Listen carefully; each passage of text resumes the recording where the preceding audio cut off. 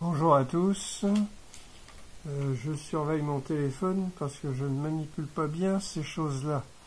Salut Donald, bonjour à tous.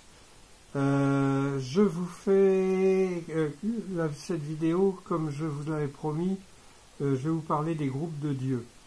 Alors, vous avez le premier groupe, celui qui revient le plus souvent, c'est les Ashvin.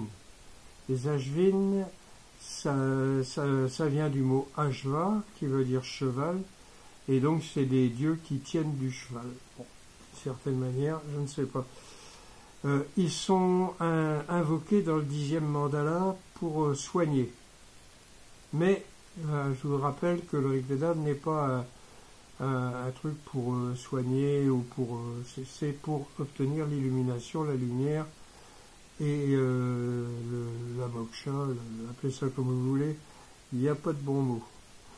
Ces Ashvin ont comme caractéristique particulière, c'est de se déplacer dans un chariot à 3 roues qui est tiré, le chariot est tiré par des chevaux, par des oiseaux, par des antilopes, ou par des antilopes, voilà. Ce sont des jumeaux et qu'on identifie souvent à 2 étoiles qui apparaissent le matin un peu avant l'aurore et qui c'est des étoiles jumelles qu'on appelle Castor et Pollux, que les astronomes appellent Castor et Pollux. Oui, et les Ashvin sont des jumeaux aussi. Bon, deuxième groupe, les Maruts. Alors les Maruts, ce sont la racine vient de mourir, hein, c'est ceux qui font mourir, Mri.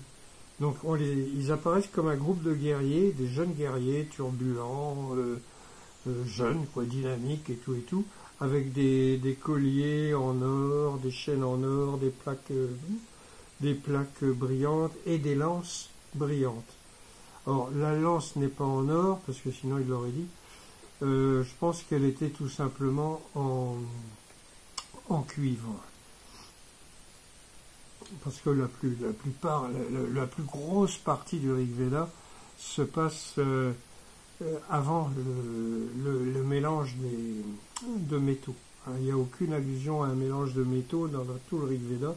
Donc je pense que le bronze n'existait pas encore à ce moment quand les gens, le mythe en tout cas des Maruts est apparu. Ce sont les compagnons de route d'Indra, avec qui il va combattre les ennemis, les forces des ténèbres, etc. Voilà, c'est tout ce qu'ils font. On peut les invoquer quand il y a beaucoup de vent, parce que c'est aussi les vents turbulents qui arrivent avant la mousson. Le troisième groupe que j'ai noté, c'est les Rudras. Alors les Rudras sont les compagnons de Rudra. Rudra, la racine, c'est Rud, qui veut dire pleurer, ou faire pleurer. Donc Rudra, c'est le premier nom de Shiva, qui ensuite deviendra Shiva, ça veut dire bienveillant. Et là, avant, ça voulait dire qui fait pleurer. Donc c'est des jeunes gens turbulents. Voilà. On n'apprend pas grand-chose avec eux, sinon que le cuivre, ça se passait à l'époque du cuivre. Je pense que c'est ce qui a... c'est le côté sympathique de la chose, où on apprend quand même quelques trucs. Les Brigous. Alors les Brigous, c'était d'après Talageri, Srikant Talageri, qui a bien étudié le Rig Veda, ce serait un peuple. Voilà, ce serait d'abord 3 frères qui auraient ensuite, plusieurs frères, qui auraient ensuite fondé un peuple, et qui s'appellerait donc les Brigous, et qui serait ensuite, ce peuple-là serait divinisé.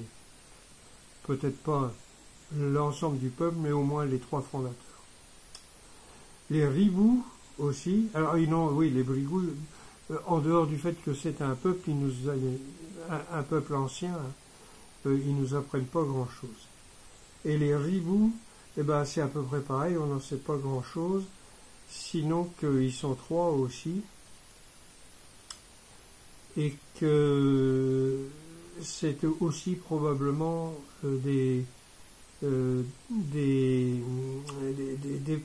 3 personnes qui sont devenues des dieux. Là, il n'y a pas de peuple derrière, je pense. Je crois. Pas sûr. Voilà. Donc, bon, il y en a encore d'autres, hein, mais je vais pas tout faire. La prochaine fois, je vous parlerai des dieux qui sont un petit peu moins importants que Indra et Agni, et aussi une autre fois des autres déesses, hein, comme Sarasvati par exemple, qui a une importance considérable. Voilà, voilà. Donc je vous souhaite plein de bonnes choses, je vous offre tous mes vœux, etc. Allez, Calavo, et à la prochaine.